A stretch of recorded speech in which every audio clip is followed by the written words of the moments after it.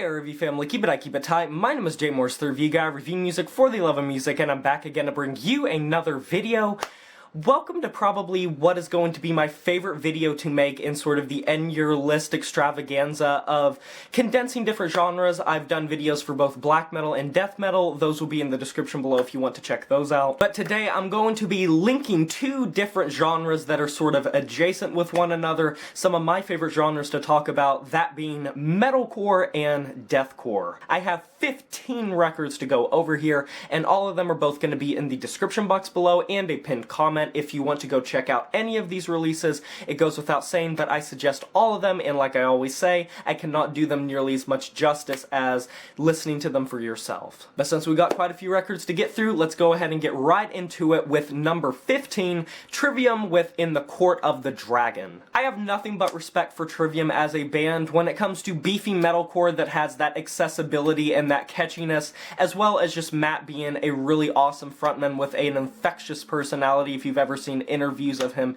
he's one of the nicest dudes on the block. Trivium just continues to be consistent. I wouldn't say that I enjoyed this record as much as their last or even some of their previous material in general, and I wouldn't say they're becoming lax, but in the consistency factor they can sometimes struggle to have really original ideas, and that's pretty much my only complaint with this record. It's still one of those records that would provide comfort food to metalcore listeners and scratch a specific sort of metalcore itch that you don't necessarily hear scratch as much, sort of the Bullet for My Valentine, As I Lay Dying, kill switch engage breed of metalcore. Trivium, in my opinion, has done an amazing job of sort of keeping that essence alive, even if some of the material isn't their strongest. At number 14, I have Slaughter to Prevail with Kostolom.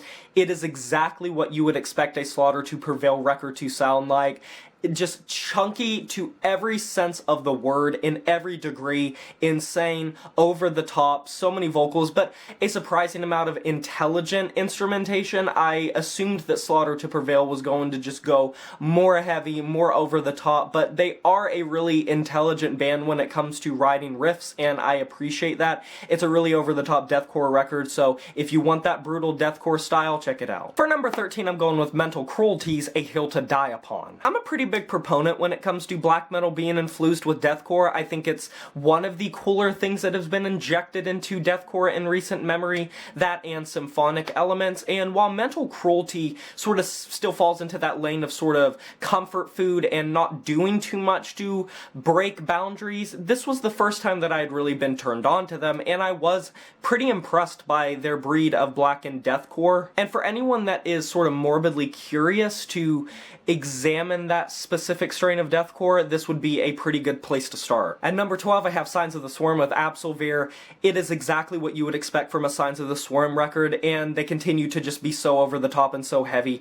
A lot of slam-influenced deathcore music and brutal deathcore music are sort of competing for the quickest BPM, the most aggressive tempos, the fastest percussion work, the craziest riffs, the gnarliest vocals. And while certainly Signs of the Swarm is invested in that, I'm not going to sell them short in that regard or understate that. They also have a lot of musical credibility in my opinion, and just make some very tasty, groovy, catchy riffs a lot of times, with some breakdowns that just hit you like a ton of bricks. And on the topic of black metal being influenced with deathcore, I have Worm Shepherd with In the Wake of Soul. This thing is a rager. This is probably one of the records that I regret not reviewing the most. When I heard it, I was very intrigued by the album cover, because it really stood out to me and popped from the screen, I guess, and continuously I've went back to this record ever since, just for a great demonstration and a testament to how good those two genres can work together. They really have the perfect method of splicing the two, and it's downright disturbing, some of the riffs that they conjure up. It is demented and despondent as all hell. At number 10, I have Humanity's Last Breath with Valde. This record also was one that I was planning on reviewing, but it sort of got left on the back burner at the time this released much earlier in the year, and it's a deathcore record that infuses a lot of different elements into the fold. Some doom metal inspired sections, a little bit of death metal, and I was very impressed by how monolithic the sound was, pun unintended for the album cover, I promise. I just kind of noticed that production wise, I don't know if that was a conscious decision, but with everything that you are being hit with, it is towering and imposing and has this commanding, domineering attitude to it. Whether it is is pacing itself with some of its slower moments, or if it's just busting your face with blast beats. It has a lot of core elements, but it also has a lot of other elements that I think a lot of people will get a lot out of if this happened to slip through the cracks for you. I know this is a record that will be making a lot of people's and your list, no doubt. At number 9, I have Beartooth with Below. This record, in my opinion, does not hold a candle to Disease, which continues to be my favorite Beartooth record, but it's curious to see the inclusion of more hard rock and more alternative rock and metal being put into their metalcore sound, sort of making this post-hardcore exterior. Obviously, Beartooth's hardcore punk roots have always included rock influence, and it's never just been metalcore, but obviously in the past they sort of leaned more into the metalcore as opposed to the rock, but so many of these tracks are very arena-sized, a lot of stadium appeal, and I'd be curious to see a lot of these tracks played live. While I think there are some kinks to be worked out with the inclusion of a lot of these rock elements, it's not so unfamiliar to their style that it should leave anyone stagnant in listening to them. At number 8, I have Zao with The Crimson Corridor. I'm so happy that a metalcore band that is from my home state has been doing so much for decades at this point, and they continue to show how metalcore does not have to always be fast. It can have doom and sludge influences, and they work out phenomenally. The metallic sound of this record is just like grease iron. It is hot as hell. It is a steel beam of hypnotic dirge-like riffs that will catapult you into some very heavy, monstrous vocals, very visceral sound to it. And Zao, I think more than ever, is probably a band to keep on your radar, because I think they can sometimes just slip through the radar, sort of just not really get as much attention as they deserve, but this record rightfully got a lot of praise. I love doom metal and sludge metal influence in core music, because slowing it down adds a lot more diversity and a lot more dynamics to a sound that is otherwise very rudimentary and elementary a lot of times. At number 7, I have the EP from Lorna and I Return to Nothingness. So I've eaten my words a lot with Lorna in recent memory, and I still have a lot of very critical opinions of the way that that whole situation went. I think that was handled so improperly, and I will take that to my grave. It is still a really good resurgence period for Lorna, and not even vocalist-wise, which on its own, that's an amazing thing. The instrumentation continues to become more hellish and more demonic and just so out there compared to so many other bands. It's one thing to be over the top, and it's one thing to be Lorna conjuring straight black incantations with every riff that you play. I mean it when I say that this EP is like black magic, and I want to know if they can keep up that level of intensity and that level of primalness on an actual full-length record for a full runtime and make it justify its full length, because my opinion is I feel like this sound could become tiresome if it was drawn out to 40-50 minutes, but I could be wrong. On its own though, this is an amazing comeback and makes me happy that Lorna is still kicking it, because at its core it's the songwriting that matters, and at its core that still remains. At number 6, I have Carnifex with Graveyard Confessions. There's very little to put about this record other than the fact that Carnifex has been a comfort band for me in the deathcore genre, because they were actually one of the first bands that I very much fell in love with in the style, and they're sort of Cannibal Corpse-y. They are very consistent. They are not flashy. They are not technical. They are much in the sort of despised icon, impending doom sort of deathcore style. Low gutturals, chuggy riffs, death metal influence, low, heavy, distorted, but never too technical, and there's something that I just love about that. Moving to number 5, I have SeeYouSpaceCowboy with The Romance of Affliction. Words can't express how much I just adore Connie as a person. I think she is an amazing frontwoman for metal, and sasscore is a genre that I wouldn't mind doing an essay on, because a lot of people don't really know what that definition means, but for the sake of it, we'll just call them metalcore, post-hardcore, screamo, whatever you want to call it, although I know they don't like the label screamo. They even poked fun of it in a track on a prior record. This is a high-octane, punk-influenced and screamo-influenced metalcore rager that is just straight out of the fucking 2000s. It has vintage written all over it, but a production that is also very heavy. Imagine just mixing like The Locust with Early Daughters and maybe like toss in a little bit of Orchid, early Orchid I would say, and then throw in the craziness of the Dillinger Escape Plan. Such fun vocals, such fun instrumentation, a lot of funny topic matters, whether it be political or just ragers. It has a lot of flair to it and a lot of sass to it. And yeah, I just can't get enough of this band, and I've not had enough good things to say about them ever since they came about, because they are definitely in a style and paying homage to a movement that I personally really enjoy and identify with. At number 4, I'll put Born of Osiris with Angel or Alien.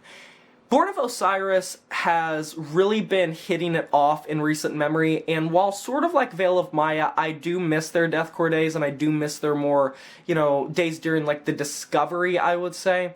I am a staunch advocate for records like Tomorrow We Die Alive, and even to some degree Soulsphere, even though both of those obviously have their flaws, Soulsphere more than anything.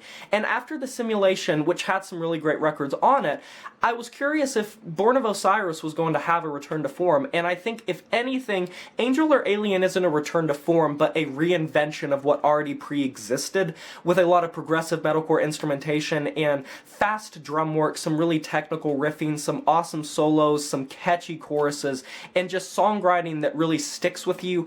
And it may not be that way for everyone that is a purist or elitist for early Born of Osiris, because I can certainly understand where you're coming from, but this record really excited me for the future of Born of Osiris because it reminded me of the days that I enjoyed them, even if the direct style isn't necessarily identical to what they used to play. We are to the top 3. These 3 records are going to probably do some damage to my in-year list in general in terms of being very high. I will spoil that.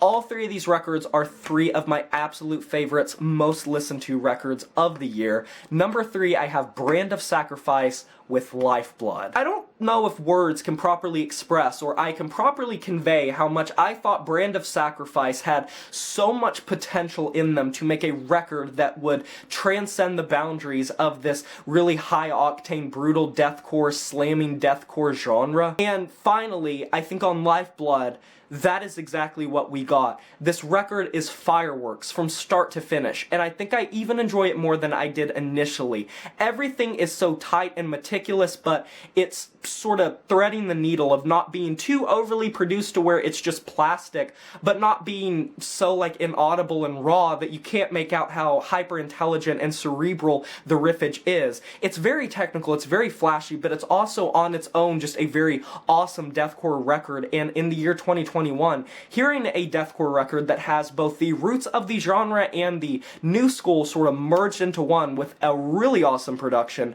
it excited me so much to listen to, and my jaw dropped because I was like, this is what I wanted from Brand of Sacrifice, because I bought their EP back when it dropped, and I was like, we need more from this band. We need to see if they can hold up and make an awesome record, and they absolutely did that. So, these top 2, I think, sort of had a 2-horse race for my end-year list for this specific video, and I think depending on the day, either one could edge the other one out. I will say that. It genuinely depends. And for that reason, I'm just going to go from one right into the other. At number 2, I have Erra with their self-titled record. So with their signing to UNFD and their separation from Sumerian Records, Erra has always had just a supremely odd trajectory from start to finish. Label changes, vocalist changes, lineup changes, lyricism changes from their initial material being very, mythologically influenced, and now it's more personalized and more emotional. I appreciate how dynamic they're allowing JT to get on this record, and Jesse continues to be one of the most flawless and precise not only guitar players, but clean vocalists in metalcore. The Seosin influence is just draining through every orifice and pore of his fucking body. Erra is my favorite band. I have said that numerous times. I have so much emotional value for them. And this record proves that Erra, every single time they release a record, are just so on the top of their game of crafting very emotional music, but also very heavy music, melodic music, harmonious music, with choruses that just rarely miss, and it's just very well produced, and I'm happy to see that they are sticking together as a band, and hopefully for the future can settle into some sort of consistency. Which leaves my number 1 pick. My number 1 record for metalcore and deathcore, which you can sort of argue that to some degree not all the tracks work in that favor, but Spiritbox with Eternal Blue. This is a band that has continued to probably make my 2021 in terms of discovery, and I know I'm not alone with that. I had the chance to actually see them at the Blue Ridge Rock Festival for their very first US show, and that was incredible. I think Courtney as a lyricist, Courtney as a vocalist is such a breath of fresh air and also breaks a lot of stereotypes and boundaries about women in metal, because there's just not that many women in metalcore that don't get boiled down to being the woman that can do metal vocals, namely the hyperfixation on Ginger back when they had that live thing, and seeing the respect Spiritbox is earning for a really amazing sound, and Courtney being an amazing lyricist and vocalist has really amazed me. The songs on this record have so much wide variety, and it's pretty hard to argue that the way Spiritbox injects post-metal and progressive metal and alternative music is not the most alien thing for the genre, but it's mostly how Spiritbox does it with such conviction and storytelling on tracks like Constance and Circle With Me, and then you get really great ragers like Holy Roller that just blaze the track listing. It's a very diverse and dynamic record, which is the only reason that it slightly edges out Erra, is because with Erra you sort of know what to expect. With Spiritbox they were an unknown, and if they were willing to live up to their hype, they really had to put something on the map that was phenomenal, and for me, I think that this record has grown into being just one of my favorites this entire year, and means a lot to me personally. But what were your guys' favorites metalcore and deathcore records of the year? I cannot wait to see your guys' list. Be sure to let me know down in the comment section below your thoughts of these records as well. Can't wait to hear that either. Like this video if you enjoyed it, subscribe to join the review family today, and smash that notification bell to be notified of my future uploads. You know who it is, my name is Jay Morris, the Review Guy, and I'm signing off saying farewell.